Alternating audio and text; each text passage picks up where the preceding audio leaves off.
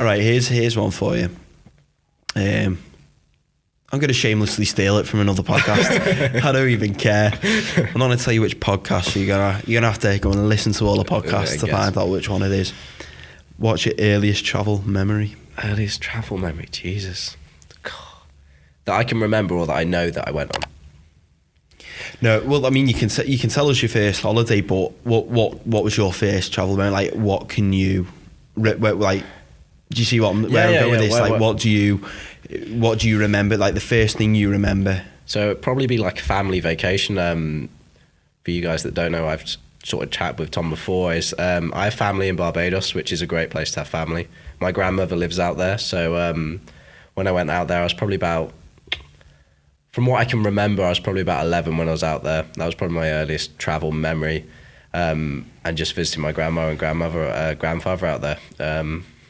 Just being on the beach, mate. That's where I live, on the beach. I wish I could have one of those jobs where you see people just sat on the beach on their laptop. That would be perfect. I'm going to fire the question back at you. Well, first of all, I like to address the beach thing first because, well, it's weird because I'm not a massive beach fan. I hate like when you go in the water, you come back out, you've got sand everywhere. I don't mind if it's a rock beach, okay, a pebble beach. Oh God. I don't mind that, but I mean, I'm not. I know I'm not the only one because I've had this conversation before. So but like I know rock for beaches. What's that? You prefer rock beaches? Yeah, I don't. I love swimming. I love swimming. Okay. And that's actually going to form part of my first travel memory that I'm going to tell you about in a minute. Okay.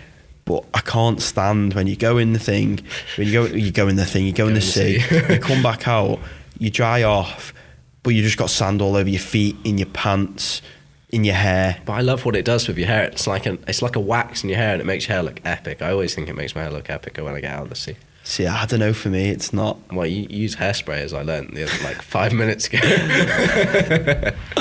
You mean 5 days ago after I went in after I went to the gym and had a big workout and my hair was all over the place. I'm sure. Not 5 minutes ago behind the camera at all. No, not getting ready for this. No, I mean, I don't think it does anything for my hair. I think sometimes it can make you feel like it can make your skin almost glow a little bit, you know, when you mix it with the sun and stuff, but it's not. I'm a city boy. Like, I love going on city breaks. I love going away and doing stuff like continuously. I hate just sitting around and doing nothing. And actually, recently, I have had a couple of trips where, like, I went to Israel, and I just took some time out to sit in the park and soak up the sun because the weather's around here has been miserable in recent months. But I actually enjoyed that. But that's a rare occasion for me. I love doing so. I love being on the move. I love getting up, going out, doing stuff, coming back, getting changed, going back out, going for a nice meal, maybe going out. And doing your hair, obviously, as well. And doing my hair, yeah. People always make this. I mean, we've not known each other long enough for you to have made this comment. People always say, like, I take ages to get ready because of my hair. It literally takes me about 2 minutes to do my hair, and I'm always the first ready. Always. Who is it that's telling you that it takes you? All my mates on holiday. We just been to Athens. The amount of time it takes them to get in the shower, not even have the shower and get ready, just to get in the shower. I've got one mate. To be honest, he'll know. I'm not going to say his name, but he'll know who he is. And my God, I've never seen someone take so long to get in the shower, to get ready, to get out there. There's a couple of them actually. They'll know who they are. And I hope they're not too angry at me for saying. But yeah, I mean, people just sort of have a go. My girlfriend the same. Girls are quite bad at getting ready. But my girlfriend, she'll say, "Oh, you're taking ages to get ready. Like, come on." And it's like, I've been waiting around for you. The worst one is, like, when they get ready, right? They take about 2 hours to get ready. You take 20 minutes, right? 100%. But you're not ready to go out yet because you know you're going to have to wait around for another hour and 40 minutes. You don't put your shoes on. Oh. Then when it comes to leaving the house, right, I'm just going to go and put my shoes on. Come on, I've been ready 5 minutes. 100%. This resonates with me so much. I'll always jump in the shower first, like quick 10 minutes wash. I don't even know what I do with my hair. I just let it flop. Put on all my clothes. Will not put on my socks or my shoes purely because of there's no need to do it because she's going to take an hour and a half, 2 hours. She doesn't actually. She's pretty good, like, 40 minutes to an hour. But always at the end of it, she'd be like, "You ready?" And I'll be like, "No, you've just been getting ready for the past an hour. So why would I be ready?" Yeah, because otherwise you're just sitting there in your nice clothes that you just put on. You know, they're grown dirty by the minute. No point. And always at the end of it, they'll be like, "Why aren't you ready?" I was ready like 5 minutes ago. I was ready like an hour ago. It's just like, come on. Well, yeah, if you rush them, that's curtains for you. Oh, yeah, it's not worth That's them in the mood for the rest of the night, isn't it? It's not worth Or, well, maybe not the rest of the night, but... maybe the rest of the week. maybe the rest of the week. I just hope it's a Sunday. Yeah, God, yeah. and that Monday comes around fast. But, like, that's one thing. Like, people always say I get ages to... I take ages to get ready, and that is a myth. I'm telling you right now. Okay. So my earliest travel memory. Yeah, go for it. We're here.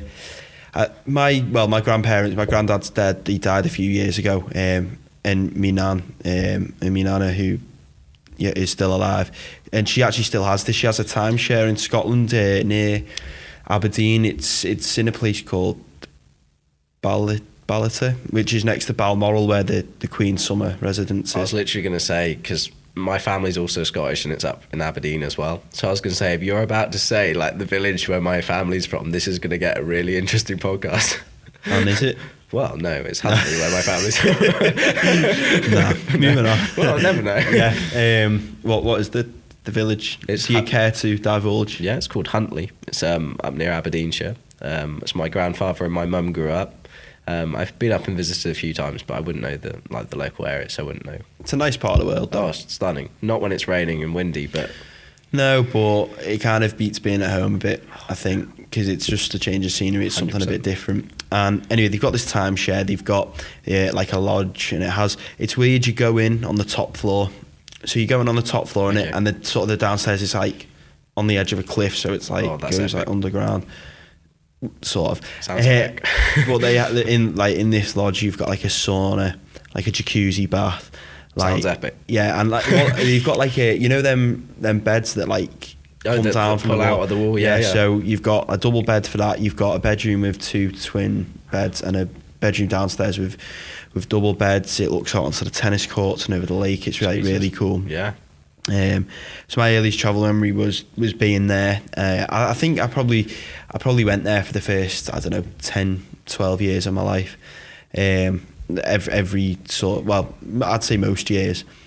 And my earliest travel memory, they've got like an entertainment leisure complex, and they've got like swimming pools in there. Whoa. And I must have been I've probably done it before. I think I've been swimming since I was about 1. And it must have been 2, 3, something like that. I just remember going down this slide. I can remember it now. It was a white slide on the inside, green on the outside. And I just remember it. It wasn't that big, but I love like water parks and things like that. I just remember going down this slide without my armbands on, which was pretty epic moment. Yeah, I mean, step out your comfort zone without the armbands on. That's it. I didn't drown, so... Well, you're here I did today, pretty well. aren't you? If it did, this would be some scary shit for you right this now. would be a really interesting podcast right now.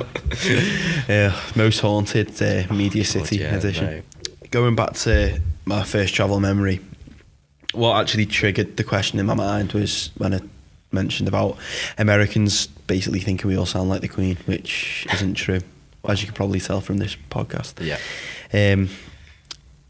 So this Ballater, where this lodge is, like I say, it's the next town over from where the Queen's summer residence is, and when she is up there, or this is what she used to do, she used to go round, there's like a little square in the town of Ballater, and it has like a sweet factory there, and it has a school, and like a couple of little shops, and it did have a railway museum, although I think that burnt down. Jesus. Don't quote me on that, but I think that's what happened to it.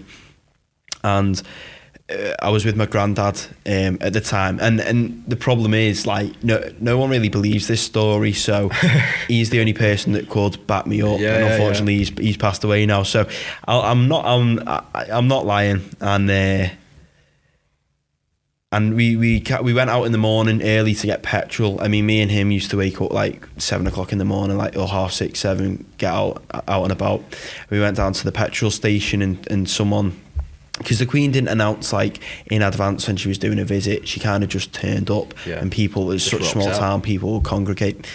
So we went to the petrol station. The guy behind the desk when my granddad was paying for petrol. I actually remember this vividly. So I must have been 5 or 6. This was pre 9/11, and I must have been 5 or 6. And she and my granddad paid for petrol. The guy went, "Did you know the Queen's coming to town today?" So my granddad went, "No." We went back to the lodge.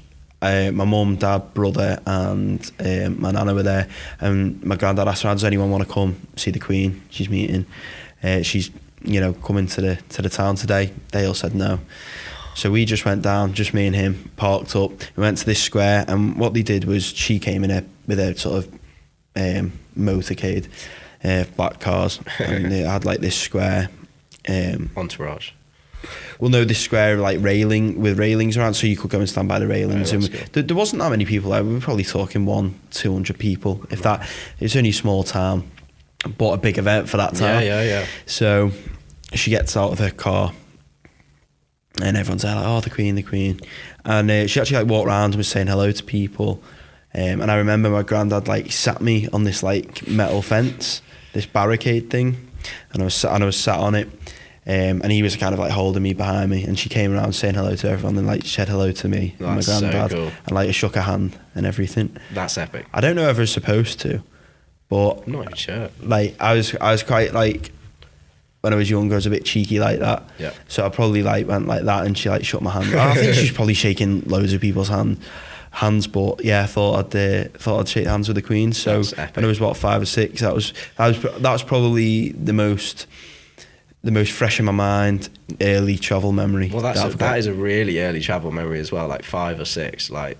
So I was 19, 20 years ago. Jesus.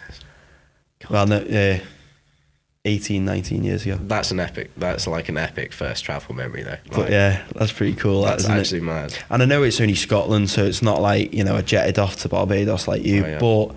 It's still, I still count that as travel. That's still like, I didn't meet the Queen in Barbados, obviously. Like that was just more like a family memory, but that's unreal. Like, shook the Queen's hand, when I was like 5. Yeah. So, we were playing poker and having cigars a couple of hours later. So yeah. The rest, as they say, is history. Indeed. That's why she's lived so long, because she touched the hand of Tom. That's it. Touch the hand of Tom. That's actually quite a good saying. Touch the hand of Tom.